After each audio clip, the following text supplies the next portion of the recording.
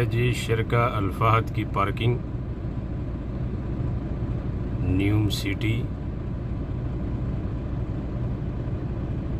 ये सब गाड़ियाँ खड़ी हैं, सुबह सुबह का टाइम है।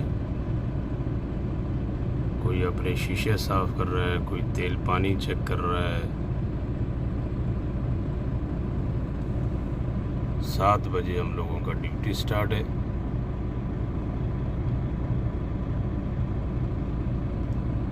और अब एक एक करके यहाँ से निकलेंगे।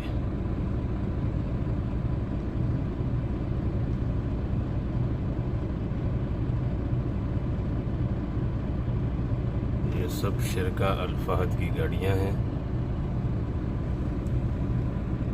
और ये जो नज़र आ रहे हैं ये पानी के टैंकर हैं। इसमें कुछ गलाब हैं, कुछ ट्रेले हैं, सब मिक्स हैं।